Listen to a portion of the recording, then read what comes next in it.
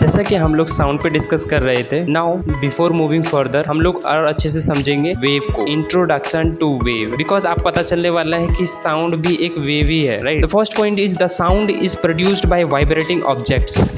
Second point, the travel from one place to another in the form of waves, hence the name sound waves. तो sound क्या होता है, जैसे कि कोई गिटार बजा रहा होता है ना, तो क्या होता है, वो वाइब्रेट होता है, वाइब्रेशन हमारे कानों तक पहुंचता है। That is why we can say कि साउंड भी क्या है, ये प्रोड्यूस होता है वाइब्रेट होके। कोई भी चीज वाइब्रेट हो रहा है तो वो हमारे कानों तक पहुंचता है, अब वही साउंड होता है। दूसरा पॉइंट है कि वो एक जगह से दूसरे जगह तक जाता है। जैसे आप कहीं से बोल रहे हो, वहां से साउंड मेरे तक आता है, राइट। मैं किसी पे कॉल पे बात कर रहा हूँ, दूसरा उसे सुन रहा है, तो वो साउंड यहाँ से वहां चल गया, राइट। ऑब्वियस है, कोई ऐसा नया चीज तो नहीं है इसमें। और एक चीज जो बात समझना है कि ये वेव के फॉर्म में जाता है। वेव क्या होता है हम लोग उसको डिस्कस करने वाले हैं अभी। एक्चुअली ये वेव के फॉर्म में जाता है, इसलिए साउंड वेव भी कहते हैं इसे, राइट। ये दूसरा पॉइंट यही था कि साउंड वेव है ये। अब समझेंगे wave and particle motion of waves. इसको जरा पढ़िए। Mechanical waves are waves that travels through a material medium. It is of two types depending on the direction of motion of the particle of the medium and the wave propagation. ठीक है, तो wave को समझिए, particle को समझिए और उसके motion को समझिए, तो आपको वेव थोड़ा सा समझ में आएगा। अगर सिंपल भाषा में कहूँ कि आप एक नदी किनारे बैठे हुए हो या फिर एक कैनल के किनारे बैठे हुए हो और आपके हाथ में पत्थर है, तो आप फेंकोगे पानी में, अपने सिर पे तो नहीं फेंकोगे, ऑब्वियस सी बात है, पानी में फेंकोगे। पानी में फेंकने के बाद क्या होता है, वो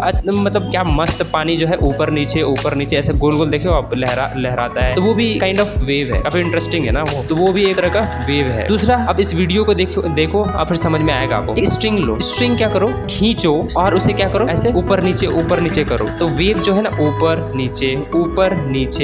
नीचे होगा। एक और कंडीशन लो कि स्ट्रिंग को खींचो छोड़ो, तो कुछ इस प्रकार से दिखेगा, आएगा जाएगा। लेकिन आपको क्या लगा है, स्ट्रिंग में जो जैसे मैं ऊपर नीचे कर रहा हूँ, क्या स्ट्रिंग मैंने छोड़ दिया है? नहीं, उसमें जो पार्टिकल है वो ऊपर जा रहा है, नीचे आ रहा है, ऊपर जा रहा है, नीचे आ रहा है, ऊपर जा रहा है, नीचे आ रहा है, एक ही जगह पे ऊपर नीचे आ जा रहा है। ठीक है, तो ये ट्रांसफर वेव होता है। वेव भी दो प्रकार का होता है, ये ट्रांसफर वेव है। दूसरा, मैं पार्टिकल को ऐसे खींच रहा हूँ फिर छोड़ रहा हूँ, तो पार्टिकल क्या हो रहा है, कंप्रेस हो रहा है। पार्टिकल अपने आप में कंप्रेस नहीं हो रहा है, मतलब वो जो स्ट्रिंग है वो कंप्रेस हो रहा है और कहीं पे खुल जा रहा है, तो ऐसे आ रहा है जा रहा है। तो ये जो होता है लॉन्गिट्यूडनल वेव होता है। ये दोनों ही जो वेव होते हैं वो मैकेनिकल वेव कहलाता है। ठीक है, transverse waves, particle motion is to perpendicular the direction of wave motion. तो अभी मैंने बात किया कि पार्टिकल का जो मोशन होता है वो परपेंडिकुलर होता है डायरेक्शन ऑफ वेव मोशन। अब वेव देखो, ये डायरेक्शन वेव का है और उसमें जो मोशन है पार्टिकल का वो ऊपर नीचे परपेंडिकुलर है, right. This type of wave is a mechanical wave called a transfer wave. तो इस वेव को क्या कहते हैं, मैकेनिकल वेव। अभी ऑलरेडी आई टोल्ड यू कि मैकेनिकल वेव ही ट्रांसफर वेव और longitudinal wave. Let me tell you first of all कि मैकेनिकल वेव क्या होता है। Mechanical wave, the sound that is travel in medium, जो मीडियम में ट्रैवल करता है उसे ही मैकेनिकल वेव का है। ठीक है, जिसे मीडियम की आवश्यकता होती है, और समझेंगे इसको मैकेनिकल वेव को। लेकिन पहले इसको समझ लेते हैं, transfer wave and longitudinal wave. Transfer wave तो हो गया, longitudinal wave, when the particle of the medium travel parallel to the direction of the wave motion by means of successive compression और refraction, it is also a mechanical wave. मैंने आपको पहले ही कहा कि जो पार्टिकल होता है ना, पार्टिकल का डायरेक्शन और वेव का डायरेक्शन के डिफरेंस आ जाने से ही लॉन्गिट्यूडनल और ट्रांसफर वेव है। तो अगर पार्टिकल जो है अगर पार्टिकल वेव की डायरेक्शन के परपेंडिकुलर मोशन कर रहा है तो वो ट्रांसफर वेव है। अगर वो पार्टिकल